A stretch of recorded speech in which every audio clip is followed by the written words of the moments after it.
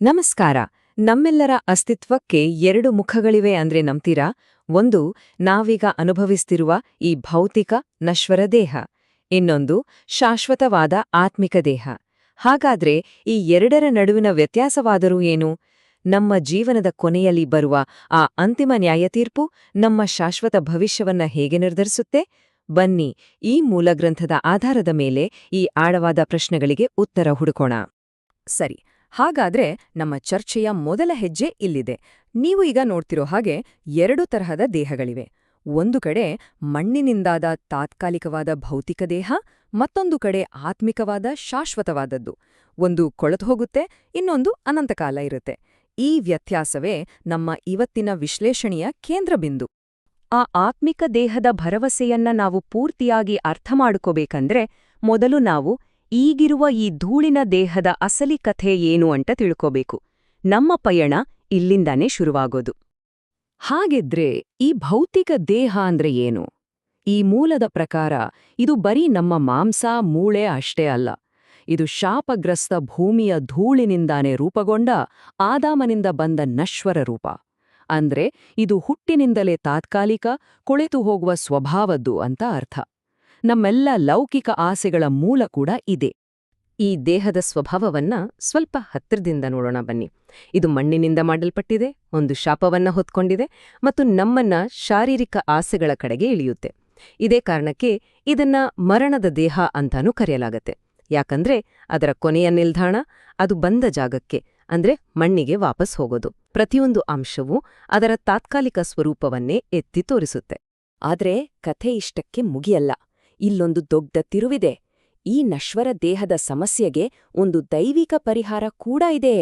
ಅದೇ ಆತ್ಮಿಕ ದೇಹದ ವಾಗ್ದಾನ. ಇದು ಮನುಷ್ಯನ ಮರ್ತ್ಯ ಸ್ಥಿತಿಗೆ ದೇವರು ಕೊಡುವ ಶಾಶ್ವತ ಉತ್ತರ. ಈ ಬದಲಾವಣೆಯನ್ನ ಅರ್ಥ ಮಾಡ್ಕೊಳ್ಳೋಕೆ ಒಂದು ಅದ್ಭುತವಾದ ರೂಪಕ ಇದೆ. ಬಿತ್ತನೆ ಮತ್ತು ಸುಗ್ಗಿಯ ರೂಪಕ. ನಾವು ಬಿತ್ತುವುದು ನಮ್ಮ ಈ ನಶ್ವರ ದೇಹವನ್ನ. ಅದು ಅವಮಾನ ಮತ್ತು ಬಲಹೀನತೆಯಲ್ಲಿ ಬಿತ್ತಲ್ಪಡುತ್ತೆ. ಆದರೆ ಅದರಿಂದ ಕೊಯ್ಯುವುದು ಸಂಪೂರ್ಣವಾಗಿ ಬೇರೆ. ಅದು ಅನಶ್ವರ, ಮಹಿಮೆಯುಳ್ಳ ಮತ್ತು ಶಕ್ತಿಯುತವಾದ ಆತ್ಮಿಕ ದೇಹ. ಇದು ಕೇವಲ ಒಂದು ಸಣ್ಣ ಸುಧಾರಣೆಯಲ್ಲ, ಬದಲಿಗೆ ಒಂದು ಸಂಪೂರ್ಣ ರೂಪಾಂತರ. ಎಂಥ ಅದ್ಭುತವಾದ ಭರವಸೆ ಅಲ್ವಾ? ಸರಿ, ಹಾಗಾದ್ರೆ ಈ ಹೊಸ ಆತ್ಮಿಕ ದೇಹ ಹೇಗಿರುತ್ತೆ ಅಂತ ನೋಡೋಣ. ನೆನ್ಪಿಡಿ, ಹಳೇ ದೇಹ ಮಣ್ಣಿನಿಂದ ಮಾಡಲ್ಪಟ್ಟಿತ್ತು. ಆದ್ರೆ ಇದು ಹಾಗಲ್ಲ. ಅದು ಕೊಳೆತು ಹೋಗುತ್ತಿತ್ತು. ಇದು ಅನಶ್ವರ. ಹಳೆ ದೇಹಕ್ಕೆ ಸಾವು ಖಚಿತವಾಗಿತ್ತು, ಆದ್ರೆ ಇದಕ್ಕೆ ಸಾವೇ ಇಲ್ಲ. ಅಂದ್ರೆ ಇದು ಅಮರ. ಅಷ್ಟೇ ಅಲ್ಲ, ಪುನರುತ್ಥಾನಗೊಂಡವರು ದೇವದೂತರಿಗೆ ಸಮಾನವಾದ ಸ್ಥಾನಮಾನವನ್ನ ಪಡೆಯುತ್ತಾರೆ. ಅಗ್ನಿಕುಂಡಕ್ಕೆ ತಳ್ಳಲ್ಪಡದ ಹೊರತು ಈ ದೇಹ ಶಾಶ್ವತವಾಗಿರುತ್ತೆ. ಈ ಎಲ್ಲಾ ವಾಗ್ದಾನಗಳ ಹೃದಯ ಭಾಗದಲ್ಲಿ ಇರೋದೇ ಯೇಸುವಿನ ಈ ಮಾತು: ನಾನೇ ಪುನರುತ್ಥಾನವೂ ಜೀವವೂ ಆಗಿದ್ದೇನೆ. ಈ ಒಂದು ಹೇಳಿಕೆಯೇ ಈ ಎಲ್ಲ ಭರವಸೆಗಳಿಗೆ ಅಡಿಪಾಯವಾಗಿದೆ. ಆದ್ರೆ ಒಂದು ದೊಡ್ಡ ಪ್ರಶ್ನೆ ಉಳ್ಕೊಳ್ಳುತ್ತೆ: ಈ ಅದ್ಭುತವಾದ ಆತ್ಮಿಕ ದೇಹ ಸಿಗೋದ್ಯಾರ್ಗೆ? ಈ ಪ್ರಶ್ನೆ ನಮ್ಮನ್ನ ಅಂತಿಮ ನ್ಯಾಯತೀರ್ಪಿನ ಕಡೆಗೆ ಕರ್ಕೊಂಡೋಗುತ್ತೆ. ಇದು ಬರೀ ಶಿಕ್ಷೆ ಅಥವಾ ಬಹುಮಾನ ಕೊಡುವ ದಿನವಲ್ಲ, ಬದಲಿಗೆ ನಮ್ಮ ನಂಬಿಕೆ ಅಸಲಿಯಾಗಿತ್ತಾ ಅಥವಾ ಕೇವಲ ನಾಟಕವಾಗಿತ್ತಾ ಅನ್ನೋ ಸತ್ಯ ಹೊರಬರುವ ಕ್ಷಣ ಅದು. ಇಲ್ಲಿ ಗಮನಿಸಬೇಕಾದ ಒಂದು ಅತ್ಯಂತ ಪ್ರಮುಖವಾದ ವಿಷಯ ಇದೆ. ಈ ಮೂಲಗ್ರಂಥದ ಪ್ರಕಾರ ಒಬ್ಬರನ್ನ ಶಾಶ್ವತ ಮರಣಕ್ಕೆ ತಳ್ಳೋದು, ಅವರು ಮಾಡಿದ ಪಾಪಕ್ಕಿಂತ ಹೆಚ್ಚಾಗಿ ಪಶ್ಚಾತ್ತಾಪ ಪಡೋಕೆ ಅವರು ನಿರಾಕರಿಸೋದು. ಪ್ರತಿಯೊಂದು ತಪ್ಪಿನ ನಂತರವೂ ಒಂದು ನಿರ್ಣಾಯಕ ಆಯ್ಕೆಯ ಕ್ಷಣ ಬರುತ್ತೆ. ಆ ಆಯ್ಕೆಯೇ ಅವರ ಶಾಶ್ವತ ಭವಿಷ್ಯವನ್ನ ನಿರ್ಧರಿಸ್ಬಿಡುತ್ತೆ. ಹಾಗಾದ್ರೆ ಈ ಮಹಾಶ್ವೇತಾ ಸಿಂಹಾಸನದ ನ್ಯಾಯ ತೀರ್ಪು ಅಂದ್ರೆ ಏನು? ಇದು ಬರೀ ತೀರ್ಪು ಕೊಡೋ ದಿನ ಅಲ್ಲ, ಇದು ಸತ್ಯ ಬಹಿರಂಗ ಆಗೋ ದಿನ. ದೇವರ ನ್ಯಾಯವು ಎಷ್ಟು ಪರಿಪೂರ್ಣ ಅನ್ನೋದನ್ನ ಸಾಬೀತುಪಡಿಸೋಕೆ ಪ್ರತಿಯೊಬ್ಬರ ಜೀವನವನ್ನ ಇಡೀ ಸೃಷ್ಟಿಯ ಮುಂದೆ ತೆರೆದಿಡಲಾಗುವ ಒಂದು ಪ್ರಕ್ರಿಯೆ ಇದು. ನೀತಿವಂತರ ವಿಷಯಕ್ಕೆ ಬಂದ್ರೆ, ಈ ನ್ಯಾಯ ತೀರ್ಪು ಅವರ ನಂಬಿಕೆಯನ್ನ ಎಲ್ಲರ ಮುಂದೆ ಸಾಬೀತುಪಡಿಸುತ್ತೆ. ಅವರ ಜೀವನ, ಅವರ ಪ್ರೀತಿ, ಅವರ ಆಯ್ಕೆಗಳು ಇವೆಲ್ಲವೂ ಅವರ ನಂಬಿಕೆ ನಿಜವಾಗಿತ್ತು ಅನ್ನೋದಕ್ಕೆ ಸಾಕ್ಷಿಯಾಗತ್ತೆ. ಆಗ ದೇವರು ಅವರಿಗೆ ಶಾಶ್ವತ ಜೀವನ ಕೊಟ್ಟಿದ್ದು ಎಷ್ಟು ಸರಿ ಮತ್ತು ನ್ಯಾಯಯುತವಾಗಿತ್ತು ಅಂತ ಇಡೀ ಸೃಷ್ಟಿಗೆ ಸ್ಪಷ್ಟವಾಗತ್ತೆ.